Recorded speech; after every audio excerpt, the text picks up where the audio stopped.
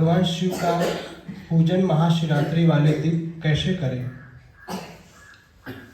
किस विधि से भगवान शिव का पूजन करें, अभिषेक करें कि भगवान शिव प्रसन्न हो जाए और आपको मनवांछित आशीर्वाद दे, जो आपकी मनोकामना हो पूर्ण हो।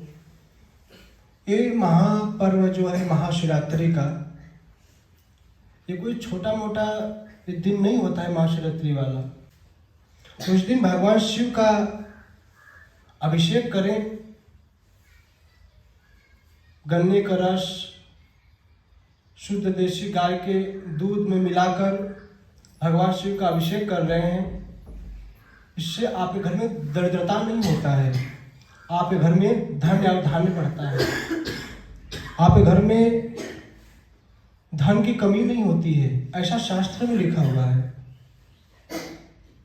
भगवान शिव को काला तिल रोली में मिलाकर, उसमें थोड़ा कपूर मिलाकर और एक लोटे जल ले लीजिए, फिर उसमें डाल दीजिए।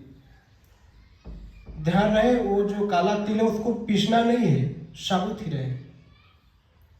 फिर भगवान शिव का अभिषेक करिए। इससे भी आपके घर में धन प्राप्ति होती है और आपकी मनोकामना पूर्ण होती है। अगर इस विधि से आप भगवान शिव का अभिषेक करते हैं तो भगवान शिव आपके घर में कोई चीज़ का कमी होने नहीं देंगे। भगवान शिव का अपने भक्त पर बराबर ध्यान रहता है। देखिए, ऐसे तो हर गांव में एक शिवालय होना जरूरी है, हर गांव में एक शिव का मंदिर होना जरूरी है, क्योंकि हर गांव का मालिक कौन है? शिव। ऐसे तो मृत्यु लोक का मालिक तो शिव है, तो हर गांव में एक शिवालय होना चाहिए। और जब गांव में शिवालय होता है तो लोग वहां जल अभिषेक करते हैं। भगवान की जो पसंद वाली चीज़ें जब उनको चढ़ाते हैं शिवलिंग पर, तब लोगों के ऊपर भगवान शिव कृपा बनाते हैं। लोग अपनी मनोकामना को पूर्ण करके अपने जीवन में आनंदित रहते हैं, अपने परिवार में खुश रहते हैं। भगवान शिव को बेलपत्र पसंद है। बेलपत्र का जो पत्ता होता है, अच्छा, बेल पत्ता कैसा चढ़ाना चाहिए भगवान शिव के ऊपर? शिवलिंग के ऊपर बेलपत्र कैसा चढ़ाना चाहिए? हम लोग कोई भी पत्ता तोड़ के लाते हैं, कैसे भी लाते हैं वैसे ही चढ़ा देते हैं। ख्याल रखिएगा।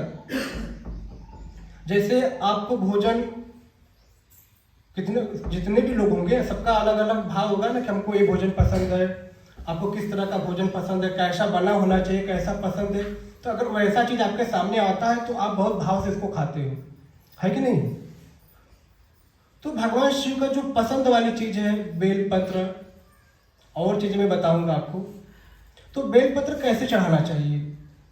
देखिए, बेलपत्र जो होना चाहिए वो बहुत ज़्यादा कड़ा नहीं होना चाहिए, न बहुत ज़्यादा छोटा होना चाहिए, वो नरम होना चाहिए, मीडियम साइज का होना चाहिए।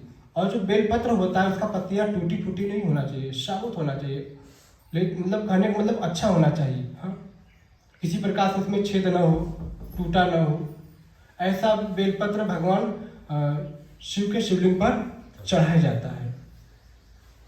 और जब आप बेलपत्र को शिवलिंग के ऊपर चढ़ा रहे हैं, उसके एक दिन पहले आप पानी में उसको भिगो दीजिए, या गंगा जल उसमें भिगो दीजिए, फिर सुबह उसको आप भगवान शिव के शिवलिंग पर चढ़ाइए। इससे भगवान बहुत प्रसन्न होते हैं। ऐसे बेलपत्र से भी ज्यादा, 1000 गुना ज्यादा भगवान शिव को क्या पसंद है? शमी का पत्ता। अभी तो कितनों लोगों को नहीं पता, 1000 गुना ज्यादा पसंद है शमी के पत्ते।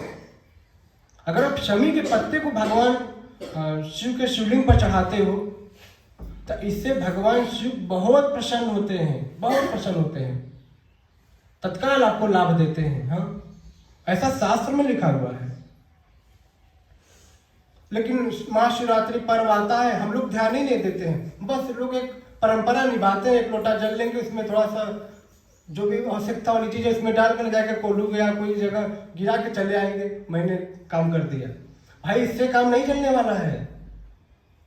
पहले आप विधि को आपको जानना होगा। जैसे शादी विवाह तो ऐसे भी हो सकता है, चलो शादी हो गया, सिंदूर पहना, तो ऐसे तो कुछ होता नहीं है। उसकी पूरी विधि को अपनाया जाता है ना, पूरी रात भर शादी होती है कि नहीं? जो पति पत्नी का फेरे होते हैं, कौन सा मंत्र बोलना है, किस तरह पूजन कराना है, सारी विधि को अपनाया जाता है ना शादी में।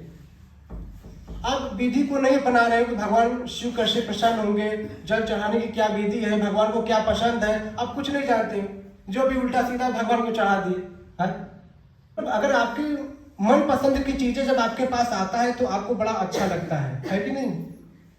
तो भगवान की जो पसंद वाली चीज है, बेल पत्र है, शमी का पत्ता है और आंकड़े का पुष्प, जो मंदार का सफेद फूल होता है, यह भगवान शिव को बहुत पसंद है। हाँ, बहुत पसंद है।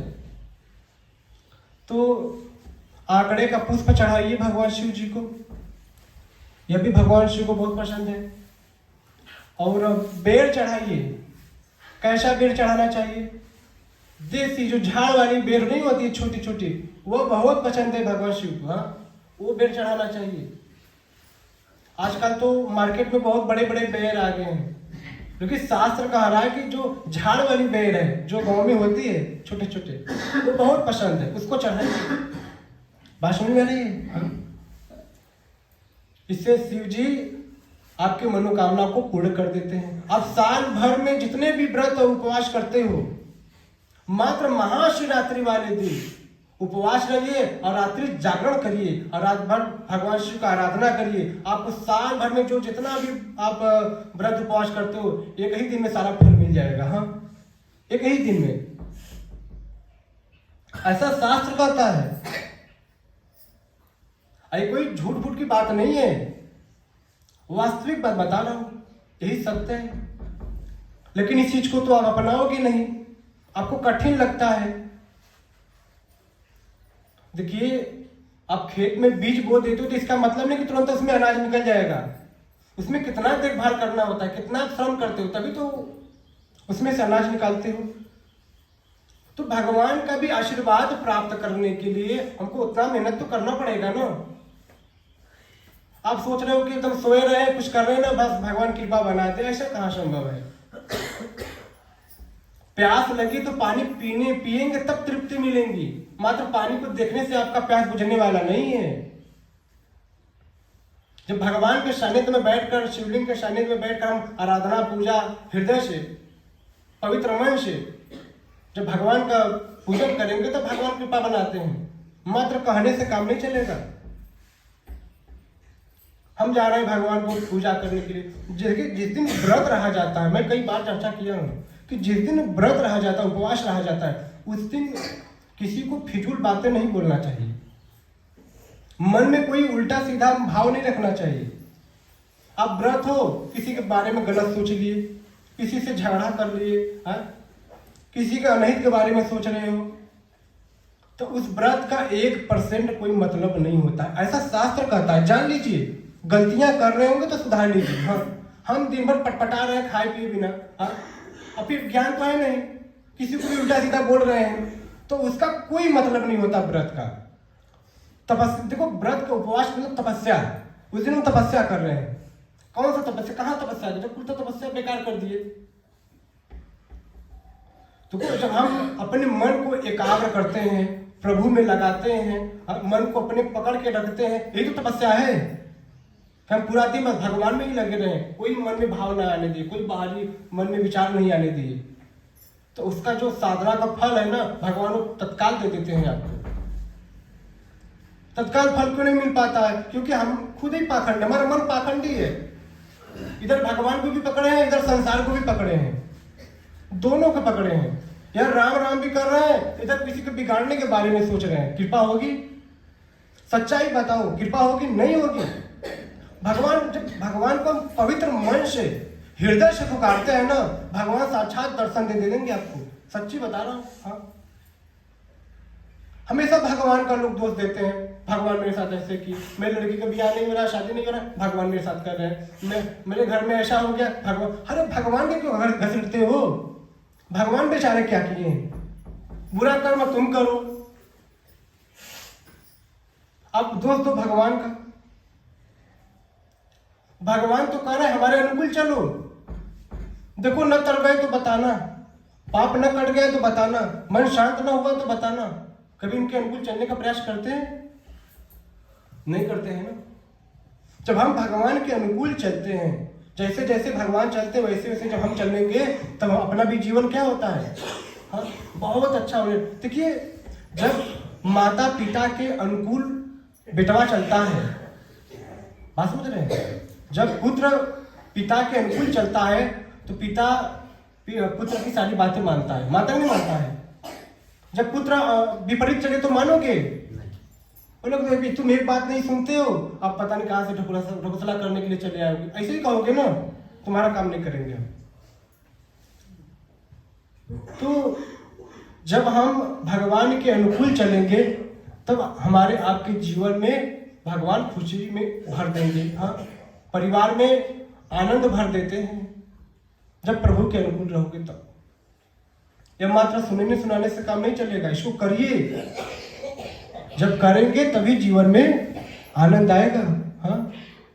भगवान शिव को अगर आप चावल चढ़ा रहे हो, साबुत चावल, टूटा हुआ चावल नहीं, एकदम साबुत चावल हो, अगर भगवान शिव को समर्पित कर रहे हो, भगवान शिव आपके घर की दरिद्रता को दूर कर देते हो, हाँ। इतना चावल प्रभावशाली होता है। चढ़ा के तो देखिए, महाशिवरात्रि आ रहा है, भूलिएगा मत। 1000 काम होगा तो छोड़ दीजिएगा, उस दिन 1,00,000 रुपया कहीं मिलने वाला होगा तो छोड़ दीजिएगा, लेकिन भगवान के चरण में पहले जाइएगा, उसके बाद अब जो भी करना होगा करिएगा।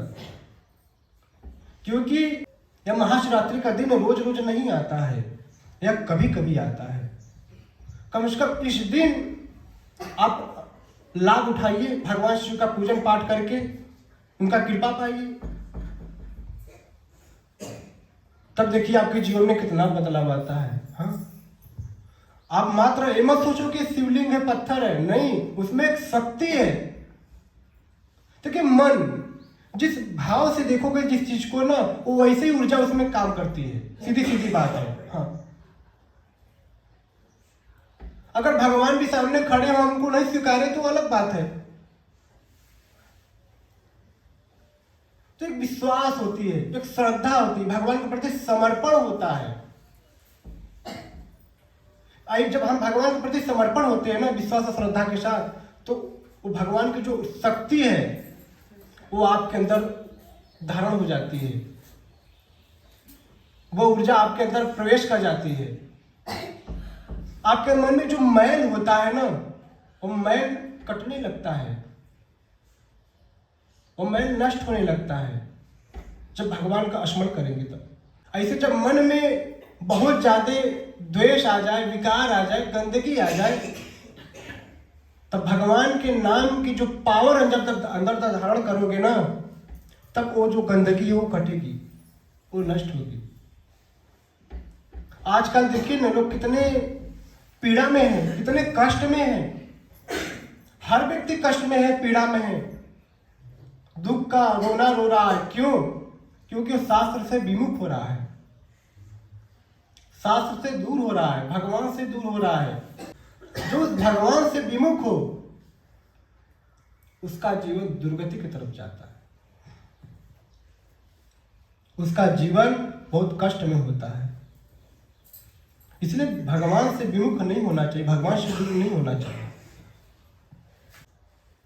कि कलयुग में ऐसा समय आ जाएगा ना कि कोई भाई भाई को नहीं चिन्हेगा, पिता बेटी को नहीं चिन्हेगी, और भाई बहन को नहीं चिन्हेगा। ऐसे उनके मन में दुर्व्यवहार आएगी, ऐसे मन में गंदगी आएगी, ऐसे संसार में अत्याचार फैलेंगे। सच्चाई बता रहा हूं, ऐसा शास्त्र में लिखा हुआ था।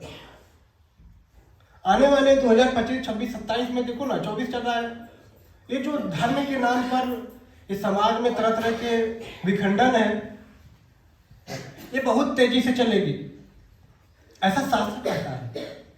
शास्त्र का अनुभव ऋषि मुनियों ने हजारों साल पहले लिख दिया।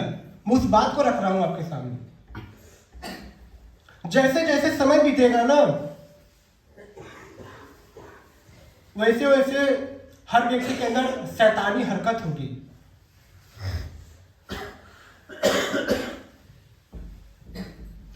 लोगों के अंदर इतनी ज्यादा शैतानी हरकत होगी कि एक दूसरे को लोग मानसिक रोगी बनाते रहेंगे। लोग पागल जैसा हमेशा झटकी सनकी मत घूमेंगे हर घर में। लोगों का दिमाग नहीं काम करेगा, उचित और अनुचित का वो फैसला नहीं कर पाएंगे, इतना ज्यादा डिस्टर्ब रहेंगे, परेशान रहेंगे मन से। सच्चाई बता रहा हूं, ऐसा समय आएगा भी और चल भी रहा है धीरे धीरे। कलयुग अपना प्रभाव डाल रहा है। आज जो 20 साल पहले हमारे घर परिवार समाज में हुआ करता था, आज है नहीं, है ना? नहीं है। मन वही व्यक्ति है, लेकिन आज देखिए उसी व्यक्ति का मन, विचार, भाव सब कितना बदल गया है, मतलब नहीं बदल गया है। तो ये बदलने का कारण क्या है? जो समाज में विचारधारा की गंदगी फैल रही है, वही सबके अंदर धारण हो रही है और हर व्यक्ति इसका शिकार होता चला जा रहा है। इसलिए साधु संतों ने बराबर प्रयास किया है कि अच्छे खान पान करो, अच्छे जगह उठन बैठन करो, मन में अच्छा विचार रखो, इससे तुम्हारे जीवन में कल्याण होगा। अगर आप धर्म से चलोगे तब आपको प्रभु का शरण मिलेगा। जो अधर्मी है, देखिए आपके मन में बार बार ख्याल आता है कि महाराज जी दुनिया में जो अधर्मी उसी का बोलबाला है कि नहीं? हर व्यक्ति के मन में एक विचार होता है। कौन सा था? उसके पास भी बहुत धन दौलत सब कुछ था, लेकिन अंत हुआ कि नहीं हुआ? रावण का अंत हुआ कि नहीं हुआ? दुर्योधन का अंत हुआ कि नहीं हुआ? लेकिन जो धर्म पर चला, सत्य उसी को हुआ ना। देखिए आप पाप करके बच नहीं सकते हो, सीधी सीधी बात है। एक न एक दिन कर्म तो आपके सामने प्रकट होगा, उस दिन आप भाग भी नहीं पाओगे। कहां भाग के जाओगे? तब आपको उसका भोग भोगना पड़ेगा। हाँ, इसलिए साधु संत ने पहले से ही आपको आगाह कर रहे हैं कि प्रभु में शरण में लगकर अपने जीवन को सुखी बना लो, अपने जीवन को आनंदित बना लो। जैसे मैं चर्चा कर रहा हूं महाशिवरात्रि की, महाशिवरात्रि पे क्या करना चाहिए, भगवान शिव का कैसे अभिषेक करना चाहिए। महाशिवरात्रि के दिन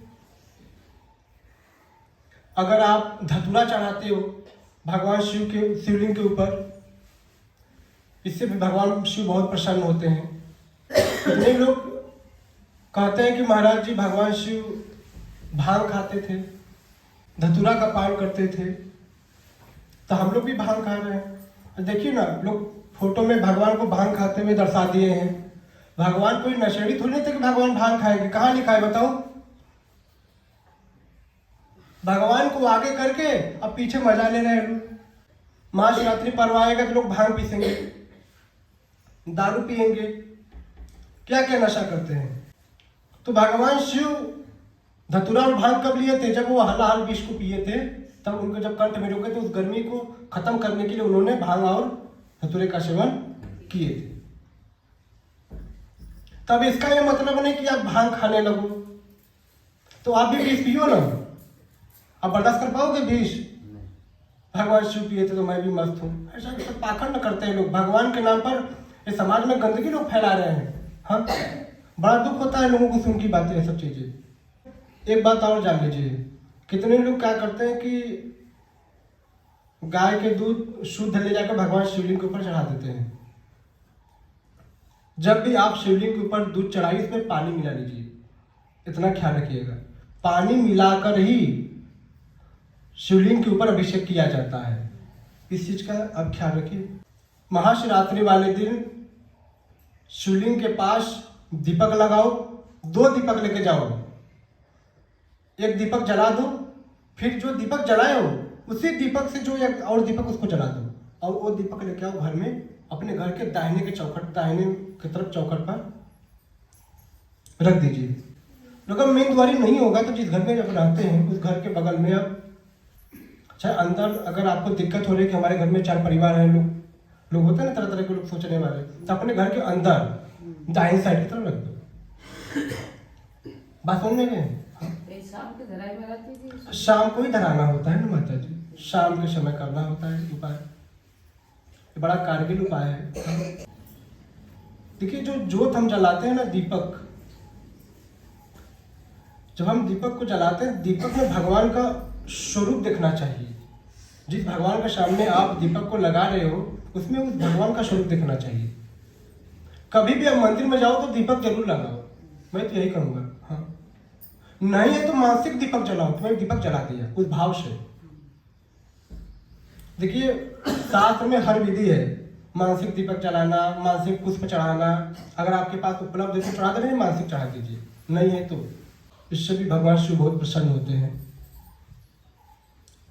आपके ऊपर कृपा बनाते हैं, आपके घर में खूब खुशियां लाते हैं। एक भगवानी शिव ऐसे हैं जो बहुत जल्दी प्रसन्न हो जाते हैं, है कि नहीं? बहुत जल्दी प्रसन्न हो जाते हैं। आप कैसे हैं कैसे नहीं, उनको नहीं ये सब चीजें से मतलब है, बस आप उनको रिझा लो, बस वह तत्काल कृपा तुरंत बना देंगे आपके ऊपर। भगवान शिव ऐसे हैं।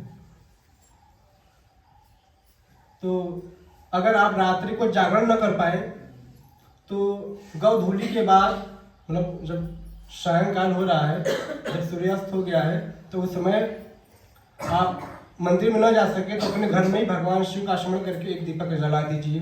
थोड़ा सा बैठ कर वहाँ ओम नमः शिवाय का जप कर लीजिए, महामृत्युंजय मंत्र का जप कर लीजिए, ठीक है? अपने बच्चों को भी बैठाइए। अगर बच्चे को बुद्धि को विकास कराना है, बच्चे का बुद्धि कम है, उसको मजबूत करना है, उसको तेज तरार बनाना है, तो क्या करोगे? दूध में थोड़ा सा शक्कर डाल दीजिए, उसके बाद उस बच्चे से शिव जी का अभिषेक कराइए। उस बच्चे का बुद्धि बहुत तेज हो जाएगा, बहुत तीव्र हो जाएगा, ऐसा शास्त्र कहता है। अगर महाशिवरात्रि वाले दिन कराते हैं तो